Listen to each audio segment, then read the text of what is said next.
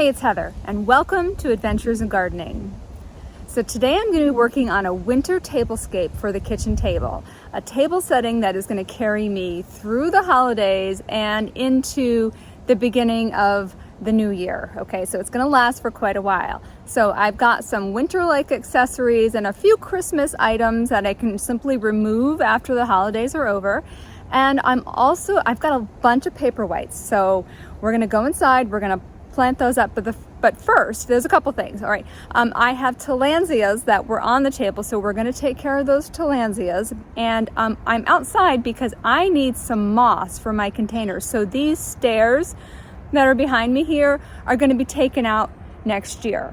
So I'm not going to be shy about pulling the moss off, because I usually, when it comes to moss, I will take some of the moss from an area, but not all of the moss, because I want it to keep being there so I can pull little bits here and there. So let's get started collecting our moss.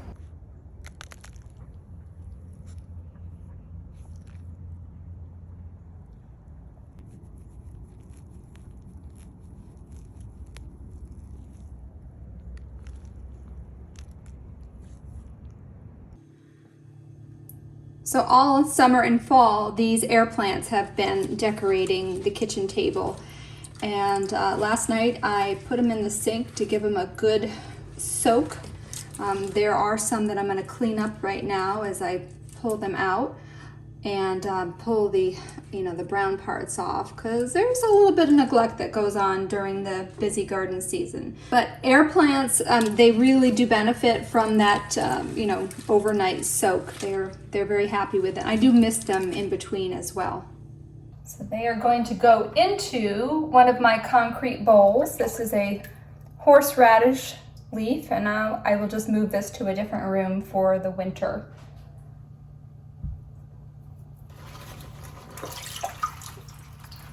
This big one is my favorite, but there are a few brown leaves. Pull them off.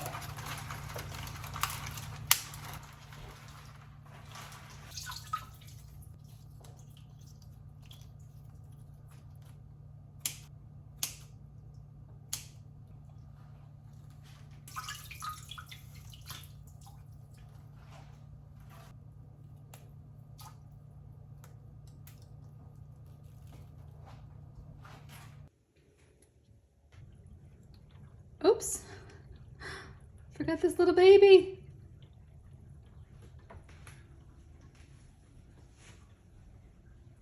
I'm gonna stick them right there.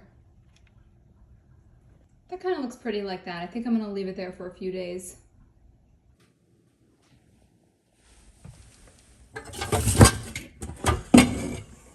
This is my compost bucket, my inside compost bucket.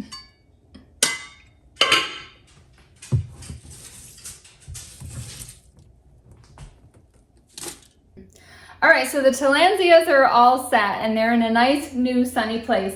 And here is my sort of blank canvas of my table. I have these, and this is what kind of like a work in progress as we go along. We're gonna see how it looks and I'll make changes. I have these 3 containers that I was gifted that I have never used them for anything. So they're 3 different sizes, and I am going to put the Paperwhite bulbs in here. Now I also have this that I want to put in the big one with a candle. So I'm going to go ahead and actually do that first. All right, so I have some beeswax candles that I dipped many years ago, and we will just stick this in the bottom. Oh, actually, you know what? I think I need a candle holder. I think I decided I needed a candle holder in this one. Let me go grab one real quick. Yeah, there's gonna be a whole lot of me like running back and forth as I think of things. I'm like, oh yeah, that would be great. So I've got this little candle holder that fits. I don't know how I'm gonna get it in there. I guess I should probably do that first. Okay. Gently.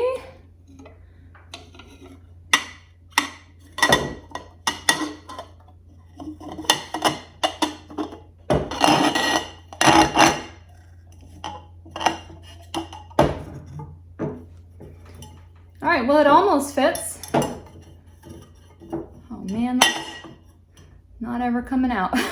Okay. Alrighty, okay, now I will put my candle in there. This will be good because it'll lift the candle up a little higher too, because it's going to be in the soil. All right, so I'm gonna put it in the center like this. And then I'm gonna fill it up with soil. So my kitchen is very sunny, and I have windows on 3 sides, the west, the south, and the east side. And there's constantly, unless it's a cloudy day, it is a little bit of a hard to video in here because of all the sun streaming in. But it is an excellent place to grow plants. I could grow just about anything in this kitchen because it's sunny all the time. But you still have to have the functionality of the kitchen. So you have to limit how many things you have in here. You can see that I've got some pothos growing up in here. So the kitchen table is fantastic because it gets a lot of sunlight. And these paperwhites are going to do very good here. So let's talk about paperwhites for a minute. Paperwhites are narcissus. They are a zone 8 through 11 narcissus. So I'm zone 6, okay? Some people kind of struggle with the idea that that paperwhites are considered to be a temporary bulb, okay? They have been forced to bloom in the wintertime, all right? So being forced to bloom is kind of like the equivalent of you and I taking a nap and waking up in the middle of the afternoon and we're like, huh? Who am I? Where am I? What day it is? Because, we're confused, right? So these bulbs are going to be confused, and that's why it's hard to get them back on track to do the reblooming thing. Now, can it be done? I've read articles where people have done it, but it's a lot of work. You have to, because I'm zone 6, that means they're gonna have to, be protected from our winters here. So that means I'd have to give them some real estate. Everything that this plant needs, and this flower and the foliage needs to grow is in here. Everything it needs to do that. So you have to replenish that with some new good soil and some pots, and you gotta move them around. And no, I'm not gonna be doing that, but I am going to enjoy them for every little bloom that they have on them. And I just love the bulb itself with the little grains on the top. So it'll bloom in 4 to 6 weeks, but I'm going to enjoy it far longer than that. I am going to rotate these containers. I hope I have enough for these 3 containers. I'm gonna rotate them so they don't lean to one side, because they will still do that. So let's get some soil in these pots and get them planted. Oh, I should mention, all right, so you can, anybody can grow paperwhites because you really don't need soil. You can grow them in rocks. I'm not gonna go find stones to put in these containers. I'm just gonna be really careful to make sure that the bulb is not sitting in water all the time. So let's fill these up.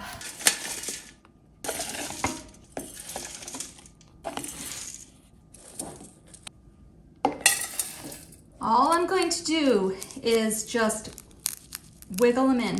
That is it. I'm gonna let them sit right on the top like this.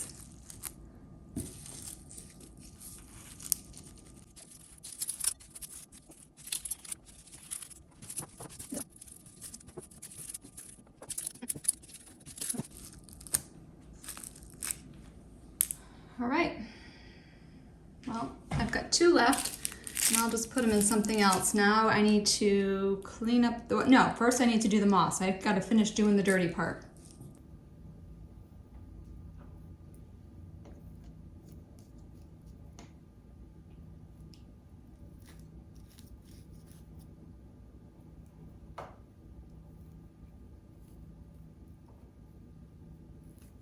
So all I'm doing is I'm just tucking, oops, let me get my hand out of there, tucking the moss where I see soil.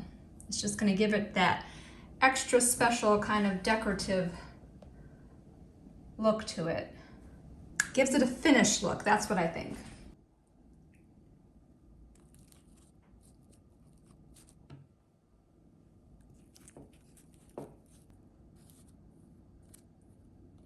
So boy, did I overestimate how much moss I needed. I guess the project was a lot bigger in my head, but I will use that. I'll use it somewhere because I have kids' projects still to do this year. And the other thing is I will actually reuse my moss. Yep, I will reuse it. As long as it's not dried out and dead, I will just use it for the next project because I like to use it in my spring containers too. So now it's time to clean up the table.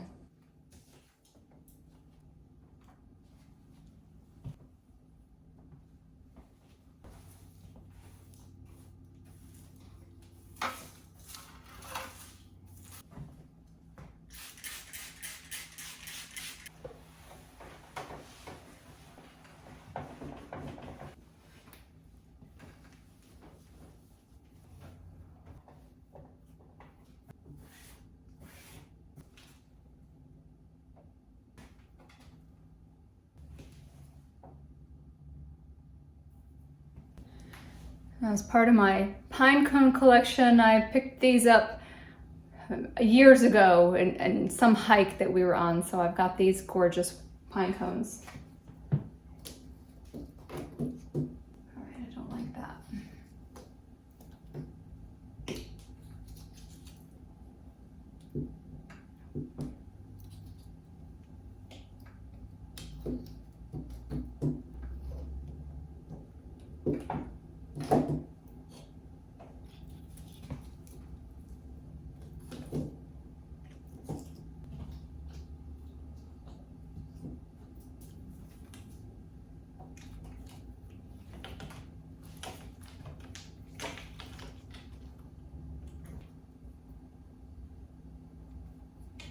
I feel a little bit like I'm playing beat the clock here because the sun is moving through. So definitely this is a work in progress because I forgot I wanted to add something red, you know, for Christmas here. So, all right, before I add any more pine cones, I went out and picked some of this arborvitae here. And I am very protective of my arborvitaes because you have to be careful. They don't, they're not going to fill in as quickly as some of the other evergreens. But I like to use the arborvitae for something like this because they lay flat and pretty much they're going to just dry like this. So I'm just going to tuck them in here and there. Annabelle, could we not do that right now, honey? She has got her peanut butter jar under the table. All right, so now I will just take and put pine cones. This is one of the bags of pine cones. I love these. I don't know where these came from. My mom will bring me a bag of pine cones. I love that. My cousin Mary Lou, she'll send pine cones through my mother.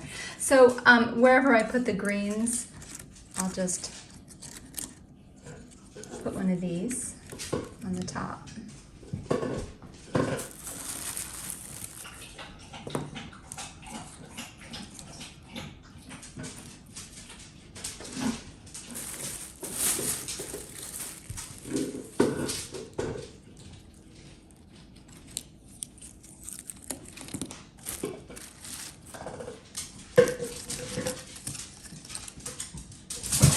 Girls,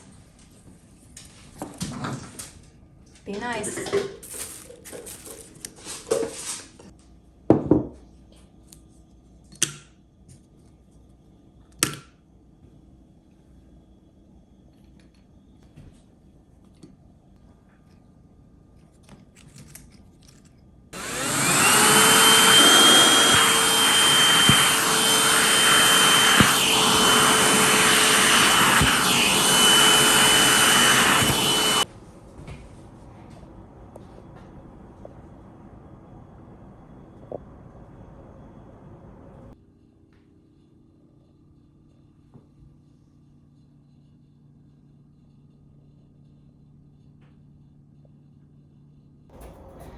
All right, so a couple things. First of all, I pick up tablecloths at thrift stores that are slightly imperfect to begin with just for this kind of thing. So I'm never concerned. I really don't have anything that's all that good. I mean, if I do, I have a couple real good things, but I would never do anything like this with it. But, I try to keep it slightly casual. I don't want to be overly formal. I don't think I'm overly formal. But yeah, so the point of a tablescape for me is to make my guests feel like they're special, okay? And my guests are everyday people, okay? Nobody really, I mean, I gotta be careful what I say at this point. I was gonna say nobody really special. Okay, all the special people come.